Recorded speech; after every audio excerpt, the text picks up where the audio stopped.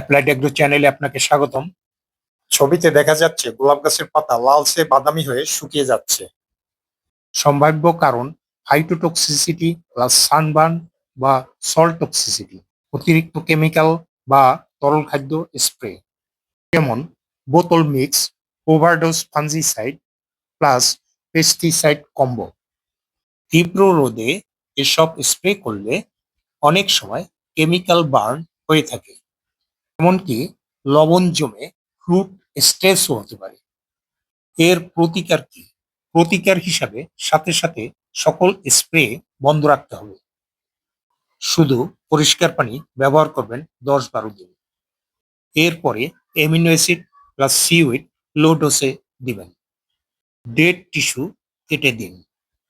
সতর্কতা: কখনোই মিশিয়ে দাওয়াই ককটেল বানাবেন না। লিপ শাইন বা শোভ ব্যবহার করলে সমস্যা বাড়তে পারে। তো মোটামুটি একটু ধারণা পেলেন। এখন যে কোনো কেমিক্যাল ব্যবহারের আগে সতর্ক থাকবেন, যেন ওভারডোজ না হয়। প্রয়োজন ব্যতিরেকে কোনো কেমিক্যালস ব্যবহার না করাই উত্তম।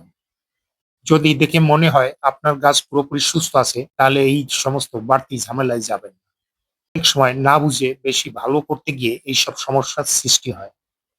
গাছে যাই প্রয়োগ করবেন ভালোভাবে জেনে শুনে প্রয়োগ করুন এবং গাছকে সুস্থ রাখুন। ধন্যবাদ।